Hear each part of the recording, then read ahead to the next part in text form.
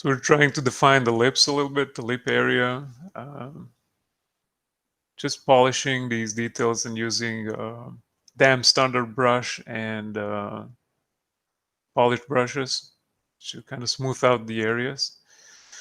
Because babies, they have these kind of almost featureless faces that are super smooth, and the shapes are kind of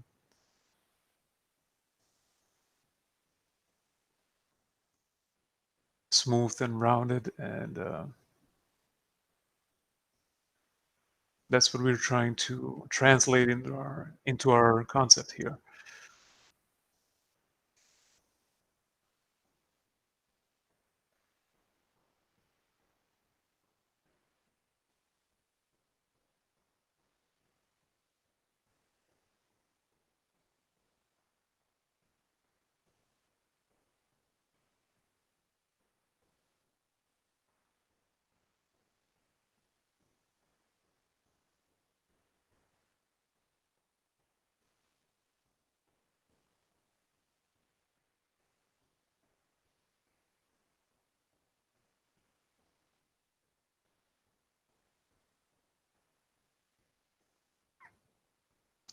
So somewhere around this time, I started kind of thinking to myself, now I don't want this character to have a face of a baby. I wanted to kind of move it away from the generic baby face, cute face. I wanted to make it uh, into something a little bit different. Still, maintain the cuteness and whatnot, but just change the proportions or do something so that it's not baby's face pasted onto a monstera leaf. And that's what I've been trying to do, like in this uh, in a part of this video. Actually, right here, we're doing the body using the similar method to the method that we created the leaf. But for the leaf, we were using the Quixel Megascans opacity mask from the leaf. Right here, we are masking and drawing the shape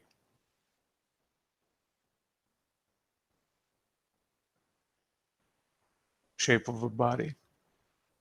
And so this is a fun thing about ZBrush. You can create a body using Z-spheres. You can create a body using starting from a sphere or base geometry shapes, or you can use some of these other methods like masking, Z-sketching,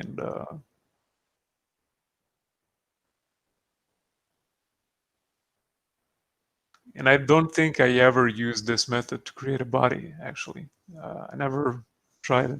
I never tried and paint the body onto the plane and then extract it.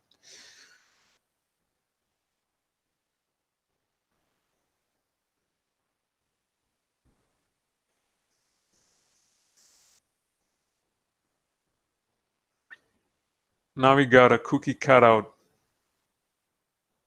shape, and we can start defining it. We can start working on it.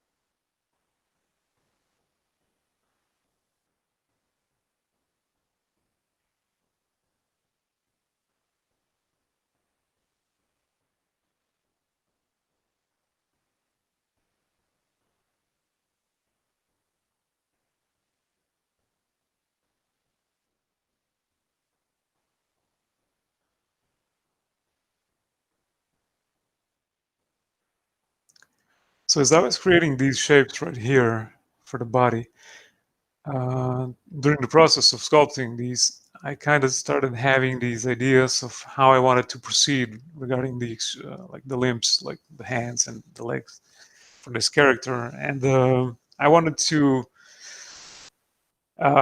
create its legs and the body and everything to have these vines, and that are kind of forming into hands and feet, sort of kind of replicate plant type of roots, if you will.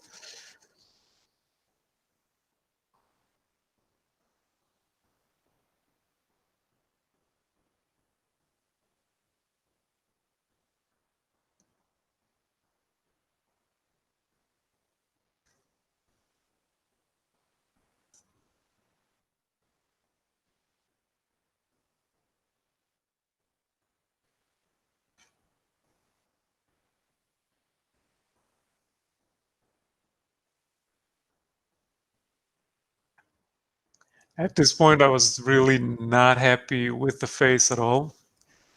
But yeah, I just at that point I wasn't able to achieve anything better, if you will, like something that I was just stuck. So I just focused my attention on something else. And this is a jump in a video where I switched back to the face and started working on a face. I realized I needed to get it to look cute. I needed a small mouth, like you know.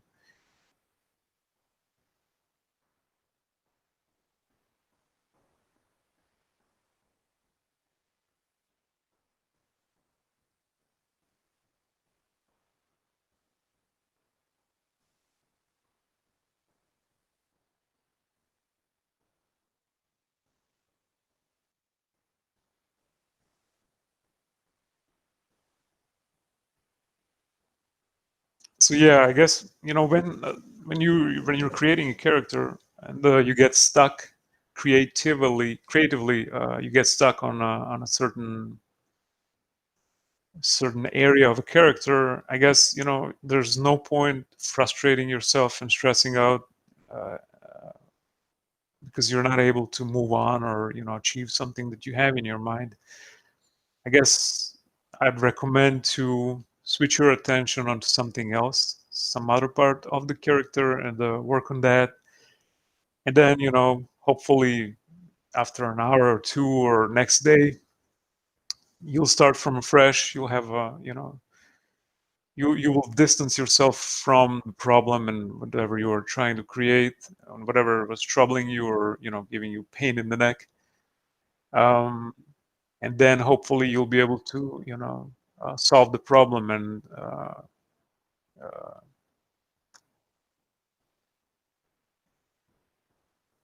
pass that obstacle.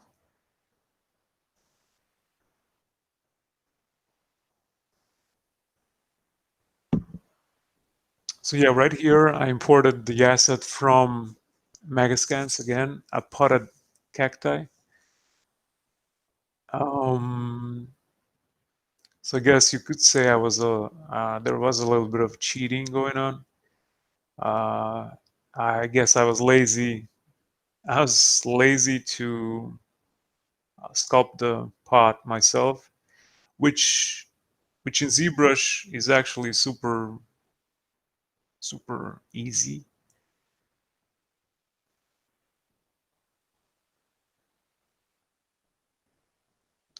I mean, it would be easy to create the pot alone, the geometry, but maybe texture it and add all the dirt in and make it look sort of real. That's where I would have to spend a little bit more time. So I guess that's why I decided to take a little shortcut here and do that this way.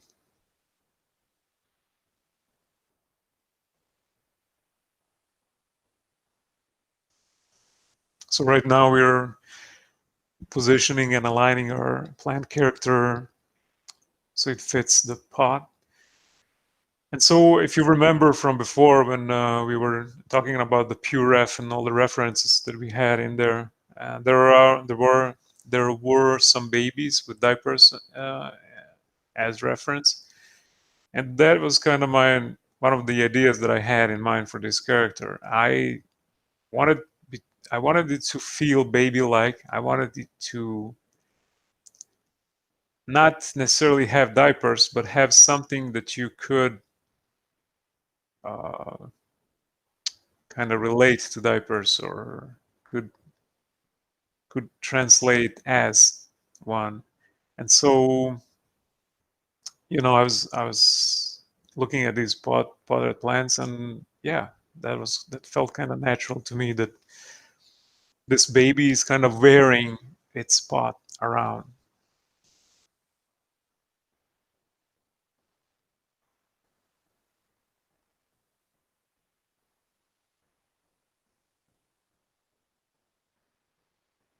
And also, I keep talking and blabbering about babies, baby this, baby that, but this is this is something that we came to understand and uh, evolutionary or whatever. Babies look the way they are, and so we have certain image of a baby in our minds, and not just humans, like all other mammals or other animals. Babies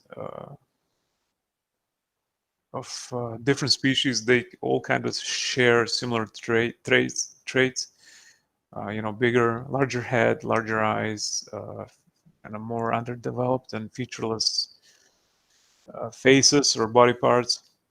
And so, I keep talking about this character being a baby, but somewhere in a different galaxy or a different world, imaginative or real, whatever, what we consider baby in that other world, the baby may be, fully developed, adult, grown creature. So yeah, there's that as well. I mean, look at Yoda, not the baby Yoda, Yoda. you know, all right, he's wrinkled. Yeah, he doesn't look like baby, but baby Yoda is super cute, right?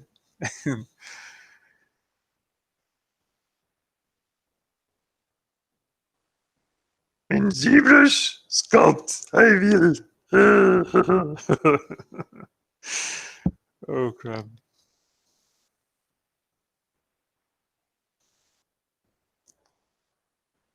Baby Yoda. Hey, baby Yoda, you need to get to the chopper, but now, all right? All right. I'm a nerd. I like gaming. I like movies. I like digital art, photography, film art, everything creative and visual. I like. Um, yeah. So this is another jump in a process where when I was talking about the arms, the legs, and the body, I didn't want to simply create kind of baby-like arms, legs, and body. I wanted to create the body uh, and kind of incorporate lines and plant-like uh, stalks or features to kind of uh, round off the character and make everything look more seamless and in place. And sometimes, when you're trying to do that, when you're overthinking maybe the project and the idea, sometimes it can turn, uh, uh, it can go in a wrong direction. It can turn ugly, or you know, sometimes you just have to keep certain things simple. But that's what's cool about creating something out of nothing, like having these ideas and trying to flesh them out. Like some of those ideas, some of your uh, realizations won't be good. They'll just be bad. Like, and sometimes you'll win, sometimes you'll lose. Sometimes you'll create something that's pretty cool and, um, many people can relate to what you've created. And sometimes, whatever you do, it just won't cut it.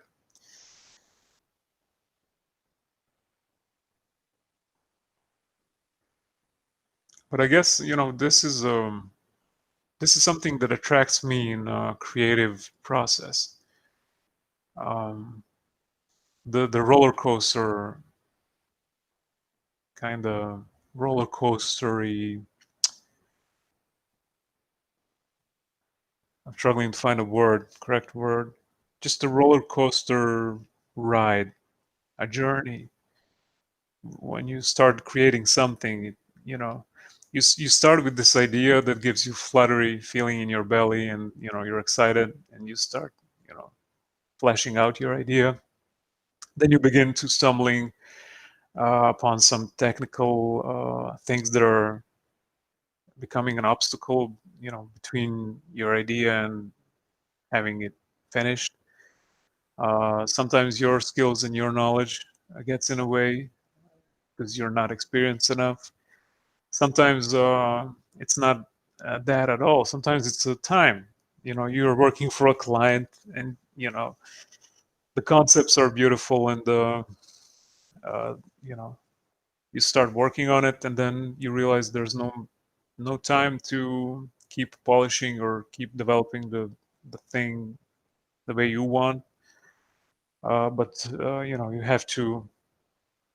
you have restricted time, and you just have to rush, and then sometimes you put out something that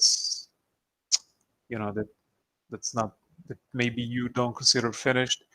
Or sometimes in these projects and environments, where there's a lot of people involved, sometimes you'll have an idea and you'll start working on it, and then a lot of people will get involved, and sometimes this idea will become even better, and sometimes it'll just go completely away from what you had in mind and go into some direction that you really don't like at all. But it's all a journey, and I guess if every single thing that you've created or a project that you've been part of is a flat line and there's no ups and downs, it would be boring, I guess. And I think, knowing myself, I don't think I would be interested, for so long that I have working in this industry of digital art and creation, and sculpting, illustrations, and texturing, and all these kinds of things. I guess I'd be bored pretty quickly, and I would just wanted to switch to something else and do something else with my life. And the certain level of unpredictable.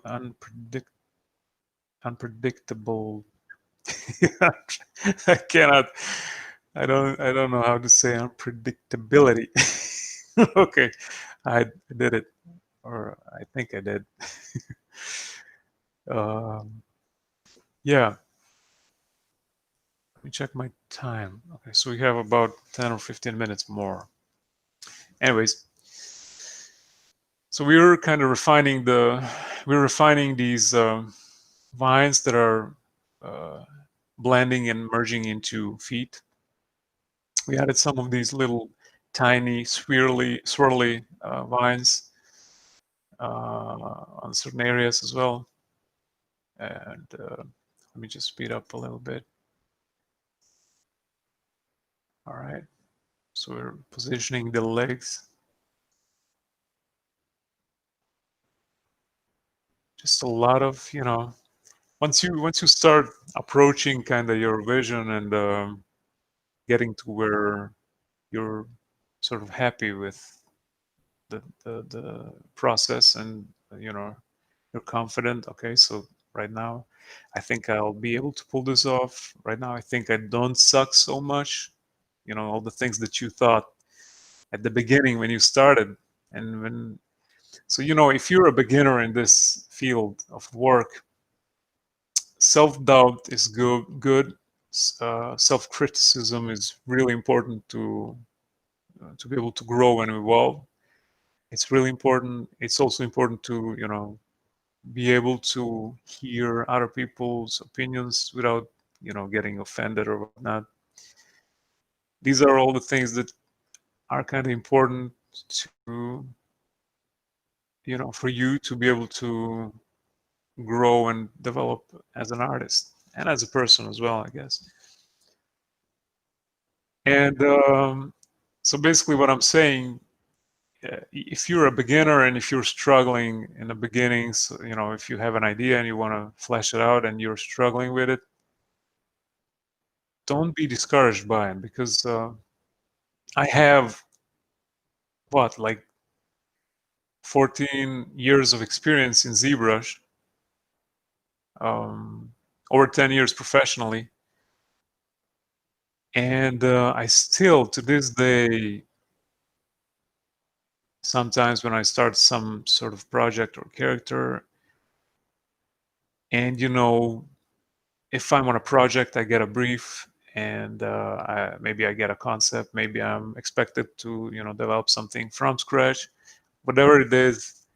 I start doing it, and I always manage to. I guess in terms of creativity and ZBrush and concepts and everything and new projects, I'm a relatively excitable person. I kind of hype myself up pretty easily, and I get excited about, oh, so we're gonna do this dragon, or we're gonna do, I don't know, this creature, or whatever we're gonna be doing. And then I start working on it, and then you hit this wall. Sometimes you hit a wall, and you just you're starting to lose the uh, eagerness and the excitement or whatever you had at the beginning. And either it's because of it's the technical side, either it's some feature in the software doesn't work as it should, or something's broken, or I don't know. There's a lot of things that can shake up your determination and your the original and initial kind of elevated heightened feeling that you had when you started, you were excited about it. There's a lot of things that can shake these feelings, and then it brings you down, sort of. And it's all right to feel down, but I guess what I'm trying to say, clumsily, and is that regardless of all of those feelings, you should never give up on on a vision, especially if you're in a professional environment. You're constrained with time, so you cannot allow yourself to you know hover over something indefinitely. You just have to put it out there. Sometimes you'll be happy and the client will be happy. Sometimes you won't be happy, or the client won't be happy, or it's a combination of things. But and this comes with experience. You just uh, learn how to pick yourself up and move on from kind of bumpy process where you're having problems to flesh out your idea. um, as an experienced person, you're able to overcome these obstacles a lot faster, I guess, than as a beginner. I remember when I was starting with ZBrush, I gave it a go, I gave it a try, like, and quit. I would rage quit because I just couldn't. The movement and the navigation inside of ZBrush Viewport was very weird for me. It was kind of unintuitive, or so.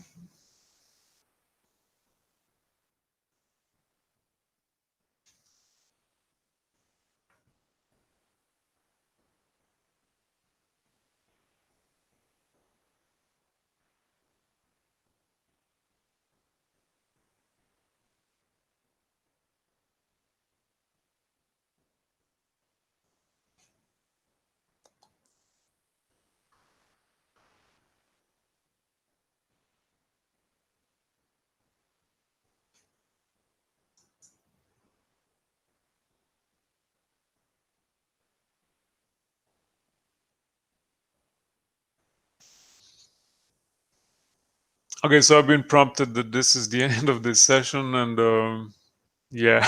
All right. Thanks, IFCC, for hosting me. Look forward to see other creatives, other videos, and learn something myself. Have a good day, guys. See you later.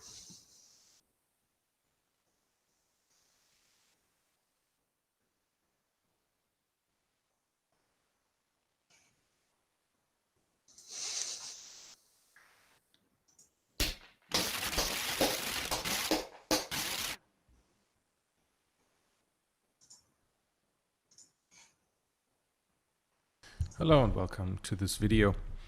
This is an introduction to Blender, and it's mainly aimed at people who don't have any experience with Blender or have no experience with 3D in general, maybe come from a 2D background and want to learn more about this application.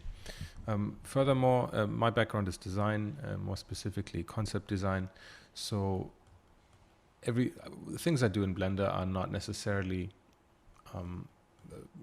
developing final 3D renders, final 3D images, but rather taking it as a stepping stone to then produce production paintings and keyframes and all sorts of other things in Photoshop.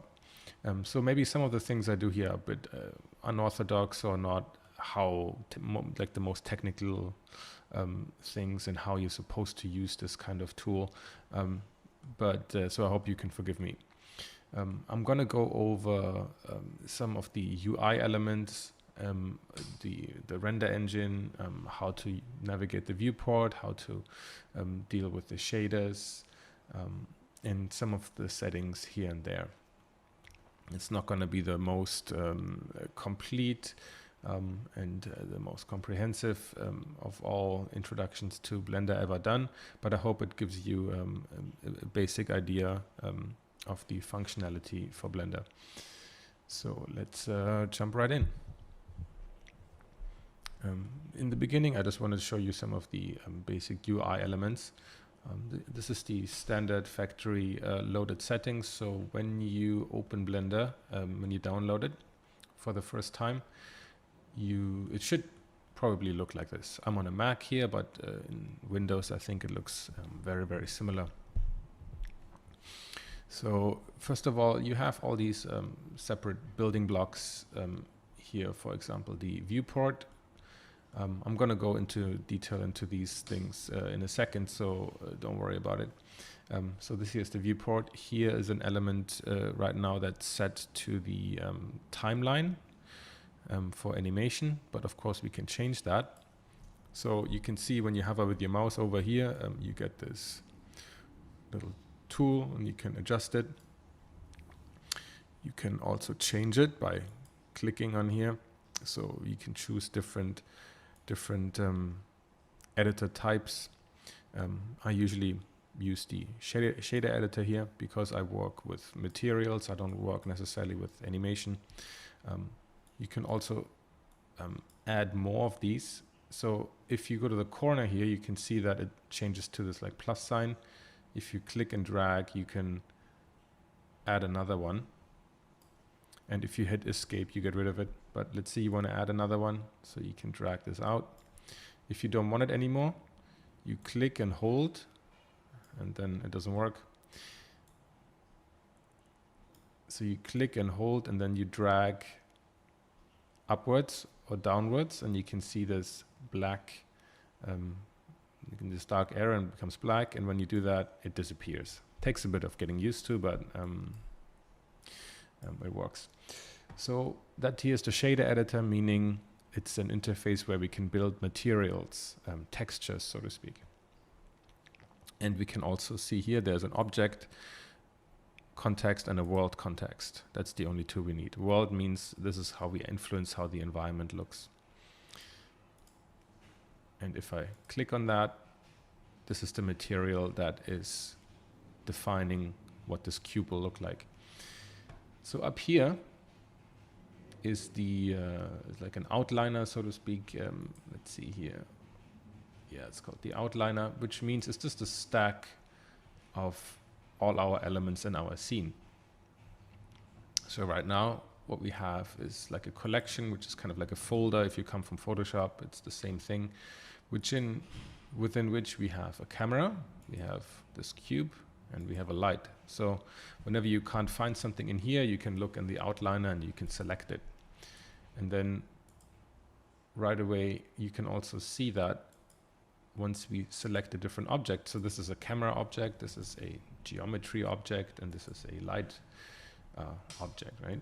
So you can see down here, depending on what I click on, you can see a different set of settings that you get presented with. So with the camera, you have like a camera setting, but of course, if you click on the light, it wouldn't make sense to have camera settings, so you get light settings instead. And for the cube, you get a couple of different tool sets. So down here is the properties panel, settings panel, or whatever you want to call it. And you can click on these little tabs and you get different kinds of contexts again. So this is like a context for the render properties. So you can select your render engine. Eevee is good for now. You have a lot of options for what you can click here. Don't worry about it. It's not very complicated. Here are like the output settings. So you can define your resolution for your final render. That's pretty much the only thing you really need to consider here. The rest doesn't really matter. It does matter at some point, but for now, you don't need to concern yourself with that. Here are some of the passes that you can render out. Also, don't worry about that. Some of the settings, the scene settings. Here's the world settings, which are also kind of duplicated, but you have them down here in a more visual way. Here are some settings that I pretty much never use in the object properties. Modifiers is going to be very important. Particles is more advanced stuff. Physics, constraints. The material one is going to be important. So basically, in the beginning, just forget about most of these. You don't need them to just get started with something. You can dig into that later. But it's basically the render settings, the output properties, the world settings, the modifiers, and the materials is what you really want to worry about for now. So the main thing, of course, is the viewport. I mean, there's also stuff up here, but don't worry about that for now. Just focus on that one here, on the viewport. So that is the most important thing. This is where you're going to do your work, most of it. So once you're in the viewport here, the way you navigate is with the middle mouse button. So if you click and hold the middle mouse button, you can rotate around. If you have a scroll wheel mouse, which I think most people have, you can zoom in and out, or you can hold the control key and then press the middle mouse button and you can more smoothly zoom in. If you hold the shift key and then the middle mouse button, you can pan. So these are the most basic tools to navigate the viewport: the rotation, the zoom, and the pan. That's all you need for now. Now, if you select an object with the left mouse button, you can click on these or this. You can select them that way, or also here in the outliner. Nothing really happens in the beginning because we need to turn on our Gizmo. So this is this button here. And now you can either choose to have the move tool here, the rotation tool, the scale tool, or all together, which is what I use usually. If you have that, you can move the object around. With the Control Z, of course, you undo the last step. What you can also do is that, let's say you move it and you feel like, oh no, this is going in the wrong direction. You just hit escape and it snaps back to where it was before you made that change. Like you say, like, oh, you pressed the wrong button and it's like all spinning out of control. You just hit escape without letting the mouse button go and it snaps back. Very useful. So now you can, like I said, rotate on this axis. You can move up and down or move to the side. And you can also scale if you have this one here. If you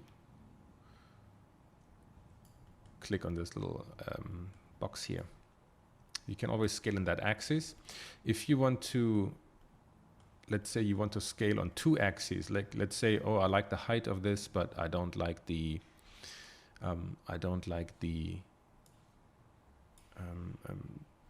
like X and Y axis dimensions. You can, for example, hold the shift key and then you press on the blue one and you see that it will scale all axes except for the one you click on. So if you want to scale everything but the green axis, you can do that. You can also, with moving, if you hold shift and you click on this blue arrow, you can move it around in the X and Y axis, but not in the Z axis. Z axis meaning it's pointing up. In the same way, if you want to move it here, you can see that it moves up and left and right, but it doesn't move along the red axis here. That can be very useful. So that is how you manipulate these objects. Now, where did this object come from? Because we can press delete or you can press X and say delete. But how do we actually get new stuff in here? For that you press Shift A, which is one of the most it's kind of it's the command that lets you add new things into any of these contexts pretty much. So let's say we want to have a mesh. Like there's a lot of stuff here that don't worry about it. In the beginning you need like mesh, which is like where your cubes are, or like your spheres, your cylinders. So you can add like a cube, you can move it around. You can add a sphere. You can add a cylinder, whatever you want. And you can move them around. You can see here that you have a little red and white thing here, which is called the cursor. And basically the new object that you place with Shift A will always appear where this is. So in case you have added something here, like a plane, and now the next object you want to be placed somewhere else, then you can hold Shift and right click, and this cursor will go somewhere different. So the next object that I place will be here. Now we have the gizmo to help us modify our objects here. We can also use some of the hotkeys on the keyboard, which can sometimes be very useful. So for example, if you hit S, you can scale an object uniformly. So because it's a plane, it doesn't scale in any other direction than X and Y. If I hit this and press S, you can scale it again uniformly in all dimensions. If you can go into more advanced stuff, then you can go into more advanced stuff with if you, for example, say S and then hit Z. So now you're scaling it only in the Z-axis. You hit S and X, you only scale in the X-axis. In the same way that we can do that with holding down Shift with the mouse, you can say scale Shift Z. Okay, scale Shift Z. And you can scale like this as well. But then it becomes a bit maybe more complicated, and I feel like the keyboard shortcuts are not that useful when you have to type in so many things to do that. Now, if you want to have, for example, move it around, it's G for grab, so you can move it in 3D space. You can also restrict it by pressing Z, X, or Y, and do that. Or you can press R and rotate it again, also in one axis only by hitting Z, X, or Y. So these are the keyboard shortcuts that basically do the same as this Gizmo here. So you can use whatever you feel comfortable with. Feel like there's not, like, whatever works for you best. Maybe in the beginning you want to have more control over your object, so this might not be bad. So now we also want to start modifying these objects. Usually when you start modeling something, when you start building something, designing, you start with primitives, and then you kind of go from there. You will develop a feeling for what kind of primitive will get you to the desired outcome. And now, when we add a new object with Shift A, you basically add a new object, and you can see that we now have like a cube, another cube, a cylinder, plane, a sphere, all this kind of stuff is here. But if you want to now like change this kind of cube, we need to press Tab, which gets us to edit mode. You can also change that here. You can say object mode, edit mode, but hitting Tab is the easiest. Now, right now it's in, this one is highlighted here, the vertex select, or keyboard shortcut 1. You can also hit keyboard shortcut 2 or 3. 2 makes the edges selectable, 3 makes the faces selectable. So right now everything is lit up because everything is selected, so we can either click somewhere, or you can press Alt and A, which deselects everything. And of course, if you press A, everything is selected within that object. So let's deselect everything, and then you can better see how you can click on all of these. And we can select these. If we press 2, we can select the edge. And then, of course, once we activate our Gizmo, we can move these individual pieces. If you press 1, you can move around the edges. So let's say you want to move that face, you want to make it a bit wider on this axis, that's great, and a bit flatter. So you can manipulate the objects like that. Of course, you can do a lot more things with this tool set. So, for example, the stuff you will use a lot is an extrude. Extrude meaning you kind of hitting E, and then you automatically get the handle in this direction, in that it faces, and you now have like a split here in the middle. So you can press E again. You can see how you can build yourself whatever you want to build, right? And you also have tools on how you can select certain sets of objects. For example, if you hold the Alt key and you kind of click close to this edge here in the face select mode, you will see it selects the entire ring around here, which can be very useful. Or if you press close to this edge here, it will select the ring that wraps the other way around, which can be very useful. You can also press Control I to invert the selection, which is also quite good. So let's leave that piece there for now. We can also click on this sphere here. Now we have a sphere with lots of pieces here. You can move these around. You can see if I move them, now I'm doing it with holding Shift and Z axis, so I can only move it like this. You see I can move it around. It's not very useful though. There's a cool thing which allows you though to do proportional editing. That's up here. That's this little dot. And then you have like a option here but we leave that for now.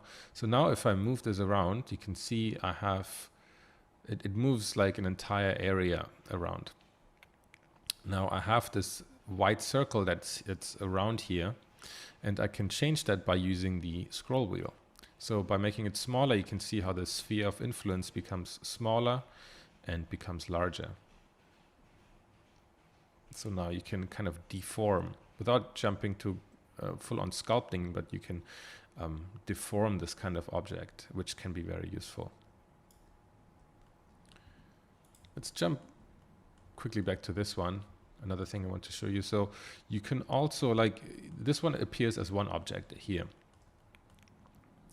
And whatever, like for example, modifier you apply will apply to this object. But you can actually have multiple pieces of geometry disconnected inside one object.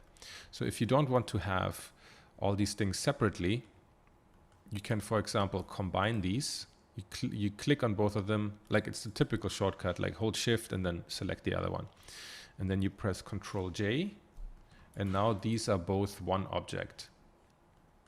Or you can also do it in a different way, or you can combine objects in a different way by clicking tab to be in edit mode, and then we actually get a like smaller menu that shows us the context of just what we can do inside here. So we can, with Shift A, add another cube, and now this is a separate object within a separate piece of geometry within this object. You see, if I hit tab again, it's this object, but it has two pieces now that are disconnected. So it can be a way to like keep your scene organized and more and cleaner. One thing you just saw is that when I have the proportional editing selected and I move this around, you can see that the other piece of geometry also moves around. That can be something you want, or it can also be something you don't want. If you don't want this, you can say connected only, and now it will only affect this object here. So if I press if I select this, it affects this cube here, but because it's not connected to the other piece, it will not affect this larger here. So that can be useful. So that is it for the geometry here. You can also press N and you get this little bar here, which allows you to see like your tool options, some item options, some view options, which can be very useful. So another thing that we need to do here, and that we do in the viewport, is we can hit 0 on the number pad. Once we do that, it changes like this, and then it goes away, which is annoying. But basically 0 allows you to view through the camera. So this is the actual setting, the actual view that you would get when you render something out. So we need to make some adjustments to that.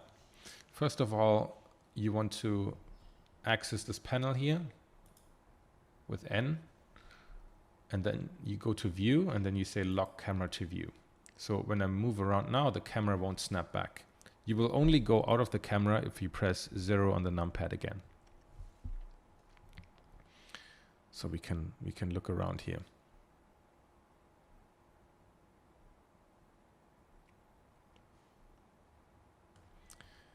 And now we can change the aspect ratio of this by playing with the resolution here. So if you want to have like 4:3, you can have that. By typing in the pixel dimensions, you can have like, I don't know, 239:1, so more cinematic. And it's still rather small though, it's really annoying. So if you press